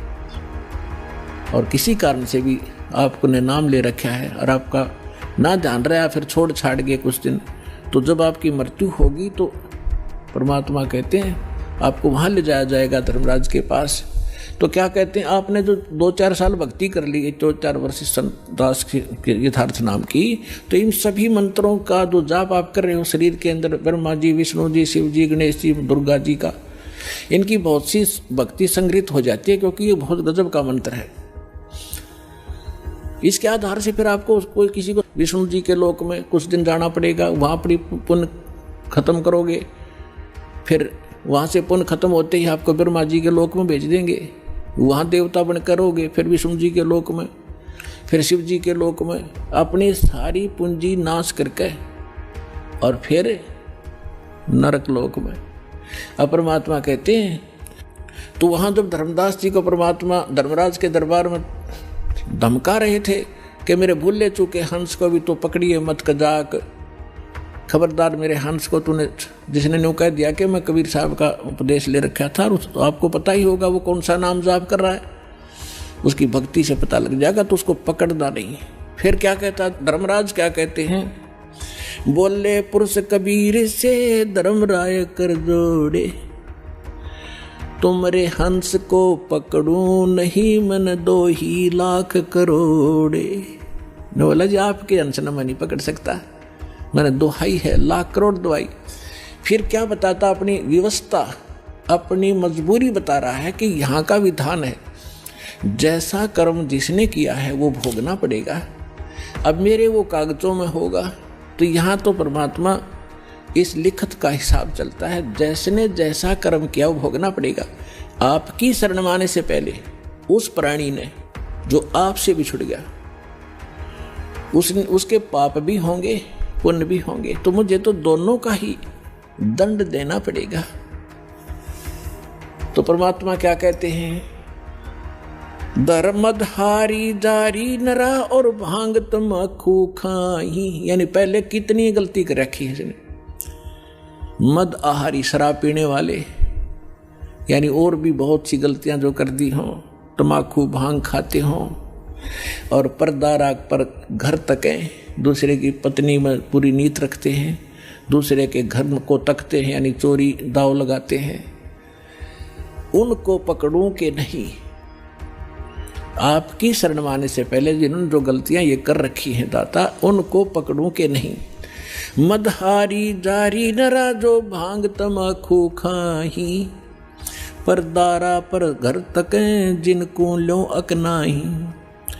धर्मराय विनती करे सुनियो पुरुष कबीर। हे भगवान कबीर सुनियो, जिनको तो पकड़ने पड़ेंगे और जड़नी पड़े जंजीर। अब परमात्मा क्या कहते हैं, कर्मों से तीरथ हैं अब हैं जो शरण कबीर, जिनको निश्चय मारे हूं और काटो बल तकसीर। यानी परमात्मा क्या कहते हैं, पहले किए सो बकस हूं आगे करे ना कोई। गरीबदास कबीर कहे धर्मराय सो नाम रटे मम सोई। ये करम वरम ब्रह्मंड के मैं पल में करहूं नेश, जिन हमरी दो ही दई सो करो हमारे पेश। अपने आत्माओं अध्यात्म ज्ञान का तभी छींट भी नहीं थी अपने पास। इस जैसे आप देखते हो प्रत्येक देश में, प्रत्येक देश का एक राजदूत भवन होता है, ऐसे ही परमात्मा ने प्रत्येक ब्रह्मांड में अपना एक राजदूत भवन बना रखा है। और जो यहाँ ऐसा कहता है कि मैं तो ऐसे ऐसे भगवान कबीर साहब का भक्त हूँ और आप मेरा निर्णय, मेरा कोई अकाउंट नहीं कर सकते, तो परमात्मा कहते हैं कर्म भ्रम ब्रह्मंड के मैं पल में कर हूँ नेस, 1 मिनट में नष्ट कर दूंगा तेरे, तूने ये बकवास जो इस जीव से करवा रखी है, तूने करवाए सारे उल्टे कर्म इससे, अज्ञान भर के इसके अंदर। और जिसने मेरा नाम लिया, मेरी दुहाई दी के इस हृदय से जो पुकारेगा वहाँ के, मैं तो भगवान कबीर साहब का शिष्य था, उनका बच्चा हूँ, आप मुझे कैसे ले आए यहाँ पर। तो उनको मेरे पास, मेरे राजदूत भवन में करो हमारे पेश, तो उसका अकाउंट भी नहीं लेना, खबरदार, परमात्मा ने यहाँ तक बोल दिया। दर्शकों, अभी आपने धर्मराज और कबीर परमात्मा के मध्य हुई वार्ता को सुना, जिसमें संत गरीबदास जी ने स्पष्ट किया है कि गरीब पहले किए वो बख्श हूं, आगे करे ना कोई। कबीर कहे धर्मराय से नाम रटई मम सोई, गरीब कर्म भ्रम ब्रह्मंड के पल में करहूं नेश, जिन हमरी दो ही दई सो करो हमारे पेश। यानी कबीर परमात्मा धर्मराज से कहते हैं कि जो पाप कर्म मेरी शरण में आने से पहले किए थे उनको क्षमा कर दूंगा, आगे वह भक्त पाप कर्म नहीं करेगा। अर्थात जो हमारी सच्ची भक्ति पूर्ण संत से लेकर करेगा उसके सर्व पाप नाश कर दूंगा। तथा कबीर परमेश्वर ने पुनः कहा कि इस काल लोक के सर्व संचित वर्तमान व प्रारब्ध कर्म जो भ्रमित करके कराए गए हैं, मैं अपने भक्त के उन सब पाप कर्मों को एक क्षण में नष्ट कर दूंगा। जिन्होंने मेरी दुहाई दी है, यानी पुकार कर कहा है कि हम कबीर परमेश्वर के भक्त या भक्तमती हैं, उनका हिसाब अर्थात कर्मों का लेखा जोखा भी तू मत लेना, बल्कि उनको मेरे दरबार में त्रिकुटी पर बने सतगुरु स्थान पर पेश कर देना। उनके कर्मों का हिसाब मैं स्वयं करूंगा।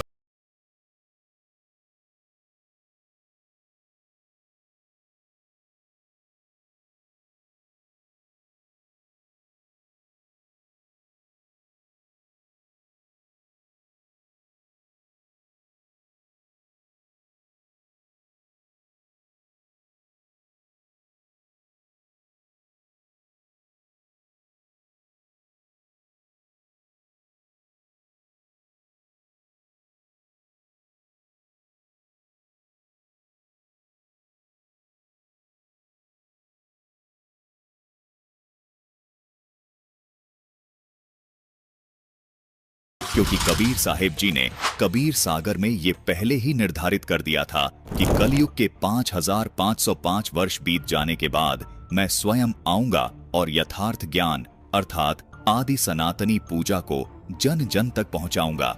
दर्शकों, जैसा कबीर जी ने कहा था कि कलयुग 5505 वर्ष बीत जाने के बाद मैं स्वयं आऊंगा तथा यथार्थ भक्ति मार्ग जन जन तक पहुंचाऊंगा। दर्शकों, कबीर जी की पूर्ण झलक संत रामपाल जी महाराज में देखने को मिल रही है। मम संत मुझे जान मेरा ही स्वरूपम, ये मत सोचना कि मैं ही आऊंगा, ये दास उसी का स्वरूप भेज रखा है, यानी अपना कुत्ता भेज रखा है, इसको कबीर परमात्मा ही जानो। इसमें श्रद्धालुओं को तनिक भी शंका नहीं करनी चाहिए कि संत रामपाल जी महाराज के रूप में स्वयं कबीर परमात्मा ही लीला कर रहे हैं। जिस प्रकार आज से 600 वर्ष पहले कबीर जी के ज्ञान को उस समय के तथाकथित विद्वानों ने स्वीकार नहीं किया था, उन्होंने कबीर जी का विरोध किया था, ठीक वैसी ही स्थिति आज संत रामपाल जी महाराज के साथ देखने को मिल रही है। कबीर जी जिस तरह निर्भीक और बेपरवाह अपने आध्यात्मिक ज्ञान को जन जन तक पहुंचा रहे थे, ठीक वैसे ही संत रामपाल जी महाराज कबीर परमात्मा के स्वरूप अपने द्वारा 600 वर्ष पहले शुरू किए जन कल्याण के मिशन को निरंतर आगे बढ़ा रहे हैं। दर्शकों, जो अद्भुत और प्रमाणित ज्ञान संत रामपाल जी महाराज ने उजागर किया है, वो केवल कबीर परमेश्वर ही कर सकते हैं।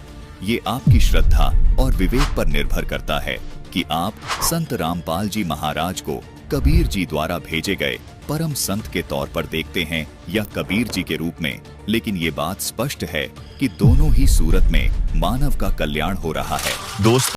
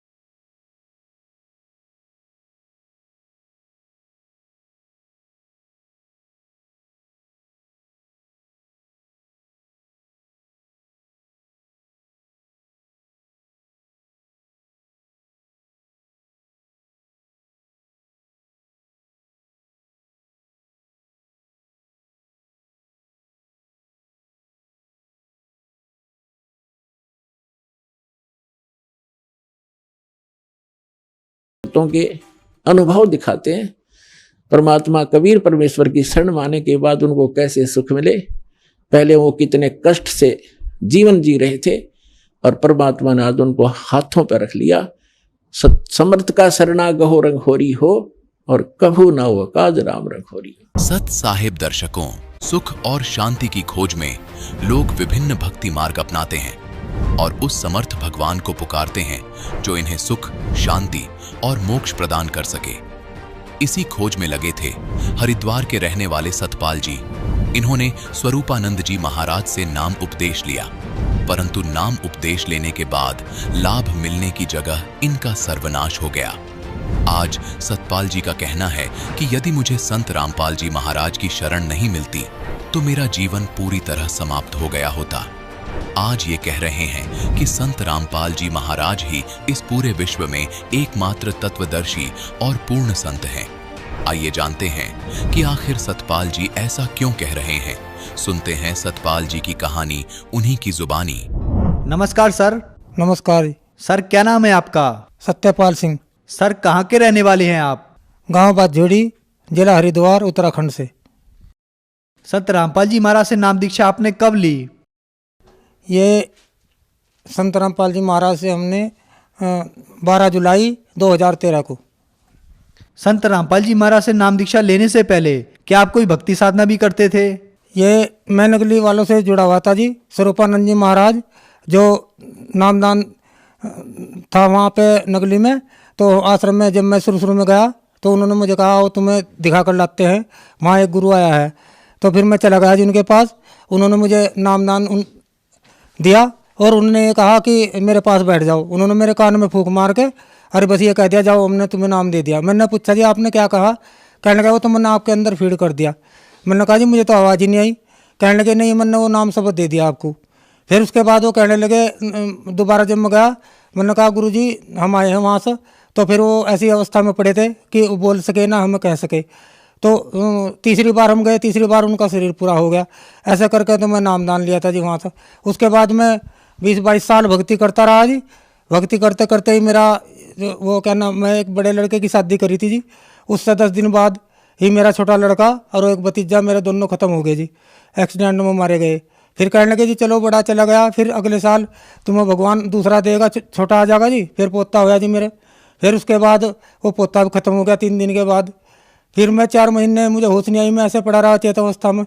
जो भी आता था कहता था सतपाल ऐसे तो तू मर जाओगा। कहने लगे अब भी सोच ले कुछ दिमाग में, इसे बात को निकाल दे। मैंने कहा जी मुझे नहीं पता कुछ क्या हुआ क्या नहीं। फिर कुछ दिनों बाद ही मेरा छोटा भाई था जी, 4 लड़के और 1 लड़के, उन्हें छोड़कर वो भी ख़त्म हो गया जी। अब मैं अकेला रह गया, मुझे ये नहीं पता रहा कि तेरा शरीर है भी नहीं है। मैं काफ़ी दिनों भटकता रहा। मेरे पर ऐसे ऐसे कर्म करवाए जो मैं नहीं कर सकता। आज मैं उन कर्मों को सुन सुन कर रोता हूँ और मेरे याद आ जाता है। कहीं कहीं ले जाकर मुझे कहने लगे वो बकरा मांग रही है, वो मुर्गा मांग रही है। मैंने कहा मैं तो हाथ भी लगाता, जब मैंने अंडे तक भी नहीं हाथ लगाया, मैंने बीड़ी तक नहीं पी। और मैं इन चीज़ों को कैसे कर सकता हूँ? मैं दूसरे आदमी को पैसे दे दे कर उन्हें वहाँ पर भेजा और मेरी वो भी स्वीकार नहीं हुई। मुझे उन्हें कह दिया, कहने लगे ये नहीं अभी नहीं मान रही, इसके बाद तो तुम्हें और कुछ करना पड़ेगा, नहीं तो अब तुम्हारा नंबर है 4 तो इन्होंने चले गए, फिर इसके बाद तुम भी जाओगे। मैंने कहा भाई चलो। अब इसी तरह एक वो मैं थोड़ा सा मुझे कुछ आराम सा हुआ। आराम होने के बाद कहने लगे भाई जब तेरी सारी समस्या इतनी है चलो तुम्हें नगली दरबार में ले चलते हैं, वहाँ गुरुजी से बात करेंगे। अब वे मुझे लेकर चले गए वहाँ। कहने लगे जिनकी समस्या इस तरह है आप देखो जी। उन्होंने मुझे बताया, कहने लगे जी आप माता का पाठ करवा लो। मैंने कहा जी माता का पाठ कैसे करवा लूँ मैं, पिताजी कहाँ जाएंगे जब हमने इतने दिनों तक पिताजी को मान रहे, भक्ति करते आ रहे। तो उन्होंने कहा जी मुझे, कहने लगे वो कहना नहीं भाई तो करवाना पड़ेगा, देखो बिना इसके तो चलने का नहीं काम। मैं कहा जी कितना खर्चा आएगा? उन्होंने कहा जी 7,000 रुपये तो इसके पाठ के होंगे और 3,000 रुपये इनके होंगे जो 3 आदमी जाएंगे। मैंने कहा जी मैं तो 10,000 रुपये नहीं दे सकता, मेरे पास तो इतने है भी नहीं। फिर वो कहने लगे भाई फिर चल। मैं कहा जी आपकी तो थ्योरी कुछ और कह रही है जी, प्रैक्टिकल कुछ और है, आप ये बताते ही नहीं क्या कौन सी भक्ति है कौन सी नहीं। कहने लगे जी क्यों तुमने कहाँ देखी गलती? मैंने कहा गलती आप जो आरती गाते हो हरिओम जय श्री जगतारण, उसमें लास्ट में एक लाइन आती है भक्ति प्रभाव मिटी सकल धर्मदास की पीर, कोटि जन्म के पुण्य से सतगुरु मिले कबीर। मैंने कहा जी कबीर साहब कहाँ मिलेंगे? भाई जहाँ मिलेंगे वहाँ चला जाए, हमारे पास इतनी है। मैं कहा जी आपने महिमा तो ये लिख रखा। फिर मैंने कहा जी मैं तो इस डर के मारून जा रहा। मैं कहा जी कभी और को ज़्यादा हो जाए गड़बड़ कुछ। कहने के बस भाई अब चला जा तू जहाँ तुझे जाना चाहे जी। मैं तो एकदम इतना हैरान हो गया सुनकर। देता इन्होंने पुजवाया, सारे त्यौहार इन्होंने करवाए, सारे गंगा में नहा लो, वैष्णो देवी चले जाओ, फलाना चले जाओ जी, ऐसे ऐसे करवाए। और फिर मैं उसके बाद भी मुझे कोई फायदा नहीं हुआ। सर आपने बताया कि आप स्वरूपानंद जी से जुड़े हुए थे तथा उनकी भक्ति लेने के बाद आपको कोई लाभ नहीं हुआ, बल्कि आपके पूरे परिवार का सर्वनाश हो गया। आपकी आंखों के सामने आपकी बेटे की मौत हो गई, आपके माताजी, पिताजी, भतीजा और पोते की सबकी मौत हो गई। तो फिर संत रामपाल जी महाराज के बारे में जानकारी आपको कहाँ से मिली? चैनल पे सत्संग चल रहा था जी, मैं भी एक पड़ोस के घर में बैठा हुआ था, मुझे तो उस बारे में पता भी नहीं था। वो अचानक इसने लगाया होगा। कहने लगे जी जिनके यहाँ वो सत्संग चल रहा था वो मथुरा वाले जो तुलसीदास जी हैं उनसे जुड़े हुए थे। तो कहने लगे हमारे गुरुजी तो यहाँ है नहीं, फिर वो क्या नाम देख लें कोई गुरुजी है सफ़ेद कपड़ों में है। मैंने कहा भी चलो देखेंगे। मैं बैठ गया जी उनको, मैंने पूरा सत्संग सुना और मेरी समझ में आ गया। अगले दिन मैं फिर जाकर बैठ गया।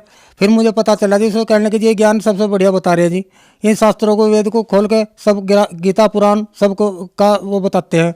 इसका जो ज्ञान है वो शास्त्रों के अनुसार है, इससे ही मुझे कुछ मिल सकता है, नहीं तो वैसे जो मैं नगली से जुड़ा हुआ था वहाँ मुझे कुछ नहीं मिला उसके बाद।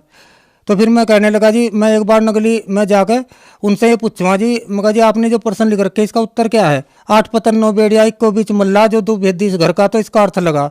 तो उन्होंने कहा, कहने लगे तुझे उत्तर का भी पता होगा? मैंने कहा जी आप मुझे ये बता दो, बच्चा स्कूल में जाता है तो टीचर से तो जरूर पूछता है पर्सन, अगर उसको उत्तर का पता हो तो फिर पूछने क्यों आवे। उसने कहा बाहर बैठ जा, तो वहाँ मैं 1 घंटे के बाद बताऊंगा जी।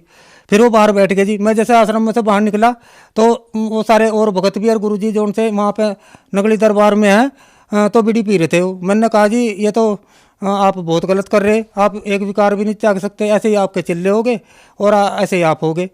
तो फिर वो कहने लगे जी भाई जा तू अपना काम कर ले। मैंने कहा जी ठीक है कोई बात नहीं जी। फिर मैं वहाँ से घर आ गया जी। सुबह को जाते हैं उन्हें कहने लगे फिर उसका उत्तर तो हमें बता दे। फिर मैंने कहा उत्तर मैं ऐसे नहीं बताता। कहने लगे फिर मेरा फ़ोन नंबर ले ले, उस पर बता दिए, किसी के सामने ना कहिए जी। मैंने कहा फिर घर आकर मैंने उन्हें उत्तर तो बताया था वहीं जी। फिर मैं घर आ गया जी। फिर मैं ये ठान ली थी मन में, मैं तो अब नगली दरबार नहीं जाऊँगा, मैं तो संत रामपाल जी महाराज की शरण में जाऊँगा, चाहे मुझे किसी तरह भी मिले। फिर मैं भटकता रहा जी। फिर ये रुड़की के ही विजयपाल जी हैं, मैं इनसे संपर्क किया जी। इन्होंने बताया, कहने लगे हाँ मैं जुड़ा हूँ वहाँ से और तुम हमारे साथ चलना। 12 जुलाई को ये मुझे अपनी साथ लेकर गए। एकदम पहले जाते मैंने नामदान लिया जी। नामदान लेने के बाद फिर मैं बैठ गया, मैंने 3 दिन का सत्संग सुना जी। सत्संग सुनने के बाद मुझे इतना ज्ञान हुआ जी, इतना ज्ञान हुआ, मैंने आज तक वो 22 साल में ज्ञान नहीं सुना जी जितना मैंने वो 3 दिन में ज्ञान सुना। फिर मैं घर आ गया। सर आपने बताया कि फिर आप संत रामपाल जी महाराज से नाम दीक्षा लेकर आए, तो नाम दीक्षा लेने के बाद क्या आपको कोई लाभ भी प्राप्त हुए? क्योंकि पहले आप जब नकली गुरु से जुड़े हुए थे तो आपका पूरा सर्वनाश हो चुका था। उसके बाद सर मुझे लाभ तो देखो लाभ ही लाभ मिले मुझे तो बाद में। उसके मैं ऐसा हुआ खेत में जाकर मैं एक गड्ढे में गिर गया 8-9 फुट के गहरे में, तो मेरे कहीं मतलब चोट तक नहीं आई इसमें। वो मैं गाड़ी पे उठकर लड़का मुझे उठाने गया, फिर मैं गाड़ी पे बैठ कर आ गया जी। वो कहने लगे भाई चलो तुम्हारा एक्सरे करवाते हैं, तो उसमें हड्डी टूटी नहीं आई जी। मैं जबकि काफ़ी वजन था उसमें, साइकिल भी मेरे ऊपर गिरी। तो फिर वो मैं डॉक्टर के पास उसमें एक्सरा करवा कर उसने कहा कोई बात नहीं है इसमें भाई, लग तो रहा मुझे बाल सा। फिर उसने बहका कर लड़के को और अपना मेरा वो कर दिया, प्लास्टर चढ़ा दिया। मैं घर बैठा रहा। मैंने कहा जी कुछ भी नहीं होने का अब तो मेरे को। मैं घर बैठा रहा तो मैं लड़के को कहा एक को, कहने लगे जी वो अब क्या कर सको तुम। मैंने कहा भाई कुछ तो भी घर बैठे हुआ कुछ ना कुछ तो हुआ। उसने एक छोटी सी दुकान में सामान ला कर रख दिया जी। मैंने वो सामान रखा जी, मैं वहाँ बैठा बैठा रहा जी। आज वो दुकान छोटी सी दुकान है जी, मुझे इतना फल दे रही है, इतने फल दे रही है, मेरे सब काम सिद्ध हो जाते हैं। और जब मेरा ये सब परिवार नष्ट हो गया था जी, मैं रोते रोते खेतों में भी घर में भी रोता रहता था जी। तो ये लोग कहते थे अब क्या करोगे तुम, मेरी आंखें भी खराब होने लगी जी। फिर मैंने कहा भाई मैं तो आंखें टेस्ट करूँगा। उन्होंने क्या कहने लगे मुझे नगली वाले, कहने लगे अब तो तू संत रामपाल महाराज की शरण में चलेगा, अब क्या जरूरत है तुझे दवाई की। देखो जी अब मेरी उम्र 60-61 साल होगी जी, मैं संत रामपाल जी महाराज की शरण में ही कह रहा है सच्चे मन से। अब मैंने कोई दवाई भी इस्तेमाल नहीं करी, मेरी आंखें अब तक सही है, चाहे मेरे को जहाँ तक का पढ़वा लो। मैंने 1 पैसे की भी दवाई नहीं ली। और सब कहते थे इस बात को, कहने लगे भाई अब तो तू तेरी तो शक्ल भी बहुत बदल गई, पहले तो बहुत होता, अब तो अच्छा शरीर में भी ठीक हो रहा। ये सब मालिक की कृपा है संत रामपाल जी महाराज की। और इसके सिवा मैं ज़्यादा न कहते, बस इतना ही कहना चाहूँ जी। देखो आप छोड़ इसे सब कुछ धंधे को छोड़कर एक की शरण में चले जाओ, एक से आपको सब कुछ मिलेगा। नहीं तो आप दर दर ऐसे भटकोगे जैसे मैं भटका। मेरे जैसे दुखी तो पता नहीं कितने होंगे जी, कितने फिरेंगे जी। अब उन्हें भी थोड़ा सा सोच लेना चाहिए। कहने लगे भाई देखो ये जो साधना कर रहे हो इनकी साधना से इन्हें कितने सुख मिले हैं। अब भगतमती भी 4 महीने के बाद कहने लगी जी हमारी, मैं भी संत रामपाल जी महाराज की शरण में जाऊँगी। तो 4 महीने बाद हमारी जो भगतमती है उसने भी नाम ले लिया जी संत रामपाल जी से। अब आज वो भी अपनी ठीक भक्ति कर रही है जी, और वो भी सुखी है और हम भी सुखी हैं। हमें तो पूरे परिवार में मन चैन है जी, किसी चीज़ की चिंता नहीं है। मालिक ने ऐसी अपनी शरण में ले जा करके सब कुछ सुख दे दिए हैं जी। संत रामपाल जी महाराज से नाम दीक्षा लेने के बाद आपको सुख मिला, आपकी पत्नी ने भी नाम दीक्षा ली और उन्हें भी आज सुख मिला। तो जो समाज आज आपको देख रहा है, आप उन्हें क्या संदेश देना चाहोगे? समाज को तो मैं हाथ जोड़कर प्रार्थना करता हूँ, जो ये कहते हैं कि आप एक गुरु को छोड़कर दूसरा गुरु बना लिया। दत्तात्रेय ने 24 गुरु बनाए थे, जब उसको भी शांति मिली तो 25वां जो कबीर साहब को गुरु बनाया तो तब जाकर उसे शांति मिली। अब मैं भी इसलिए कहता हूँ कि देखो गुरु तो गुरु इतना लग, हम डॉक्टर के पास जाते हैं और हमारी दवाई हमारा इलाज सही ना करे और दवाई सही ना देवे, तो डॉक्टर तो वो है जो एक बार दवाई देगा तो कहता कहने की दोबारा आने की जरूरत नहीं है। तो फिर अब ये बार बार आप अपने मन में अपने आप ही सोच लो कि आपको किससे फ़ायदा हो सकता है, किससे नहीं हो सकता फ़ायदा। जब आप ये नहीं जानते, ये तो आपके पूरे जन्म की बैटरी चार्ज है जो आप सुख ले रहे हो, नहीं तो इसके बाद आपकी ऐसे ही डिस्चार्ज हो जाएगी जैसे मेरी होगी और फिर सारी सुविधा खत्म होगी बिल्कुल उसके बाद। तो मैं बार बार हाथ जोड़कर आपसे यही प्रार्थना करना चाहता हूँ कि संत रामपाल जी महाराज की शरण में आ जाओ और अपने जो विकार है ये अंदर जो उनसे इन सब से छुटकारा पा लो और मोक्ष प्राप्त करो। संत रामपाल जी महाराज की शरण में आने के लिए क्या करना होगा? संत रामपाल जी महाराज की शरण में आने के लिए आप ये जो कई चैनल पर प्रोग्राम आता है इनका, शाम को चैनल पर भी आता है, तो आप देखना खोलकर पूरा सत्संग सुनना, और सत्संग सुनने के बाद ही आपको विश्वास हो जाएगा कि ये कौन सा ज्ञान बता रहे हैं। और ज्ञान सुनने के बाद आपको नीचे अगर उनसे जुड़ना हो तो नीचे पट्टी आती है जो उस पर नंबर आते हैं, आप उन पर SMS करके पुस्तक भी निःशुल्क मंगा सकते हो, जीने की राह और ज्ञान गंगा भी। पता न चले तो किसी गांव में ही जो संत रामपाल जी से जुड़े हैं उनसे संपर्क करके और जहाँ पे सेंटर है वहाँ से आप नामदान ले सकते हैं। ये तो जगह जगह नाम स्थल खुले हुए हैं सब जिलों में, और सभी भक्तों को नाम वहीं पर दिया जा रहा है अब। धन्यवाद सर। सत साई। तो पुण्यात्माओं, आपका कर्तव्य बनता है, कहते हैं आप तेरे जगतार ही। आपका तो कल्याण निश्चित है यदि मर्यादा में रहोगे और भक्ति करते रहोगे, आपका और आपके परिवार का तो कल्याण निश्चित है। लेकिन आपका ये भी कर्तव्य बनता है, फर्ज बना है, भूले न राह बतावे। जिसको ज्ञान नहीं है, भटक रहे हैं, उनको कोशिश करें समझाने की, लेकिन प्यार से। किसी को आप समझाने की चेष्टा करोगे उसको एक बार तो कड़वा लगेगा। आपको भी ऐसा ही महसूस हुआ होगा प्रारंभ में, हमें भी ऐसा ही लगा था। जैसे गोरखनाथ जी को परमात्मा ने कहा था, गोरखनाथ मैं सबका गुरुआ, मैं सबका गुरु हूं पूरे विश्व का। तो गोरखनाथ जी कह रहे थे, आपका तुमरा वचन मोह लाग गए कड़ुआ। आप जो कह रहे हो ना अपने आप को मैं सबका मार्गदर्शक हूँ, गुरु हूँ, ये बात मुझे अच्छी नहीं लगती, कड़वी लगती है, बुरी लगती है। तो परमेश्वर ने कहा था कि कड़ुआ लगे सो मीठा होई, हमरी बात पतीजा जोई। हमारी बात पर विश्वास करोगे तो आज जो आपको कड़वा लग रहा है एक दिन मीठा होगा। तो पुण्यात्माओं, आपका कर्तव्य बनता है इस परमेश्वर के सच्चे ज्ञान को अपने भाई बहनों पूरे विश्व के सभी हम एक वहाँ तक पहुँचाओ, जन जन तक पहुँचाओ। हम सभी एक परमात्मा के बच्चे हैं। हम अपनी अनजानपने में भिन्न भिन्न हो गए, गलत गुरुओं ने हमें बांट दिया, तो हम फिर एक हो सकते हैं। इस परमात्मा के ज्ञान को जन जन तक पहुँचाओ। यहाँ आश्रम से प्रचार की सामग्री ले जाओ और कोशिश करो सब तक पहुँचाने की। आपको एक और विशेष उपकार होगा, आत्म प्राण उद्धार ही ऐसा धर्म नहीं। और एक जीव को काल के उस पाड़े ते छुटवा के सतलोक आश्रम में जोड़ने का इतना पुण्य होगा जैसे करोड़ गऊओं को कसाई से बचाने का एक पुण्य होता है। तो आपको इतना पुण्य होगा, आप भी प्रचार करो और प्यार से करो, किसी का संघर्ष नहीं करे। कोई आपको बुरा भी बोला, आपका भाई बहन समझ गए कि इसको पता नहीं है, तो उसके साथ विरोध नहीं करे, आगे चल पड़े। जिसको सुहा उसको ज्ञान समझावे और यहाँ से पुस्तकें लेकर वो बांटो और सबका कल्याण कराओ। बोलो सतगुरुदेव की जय।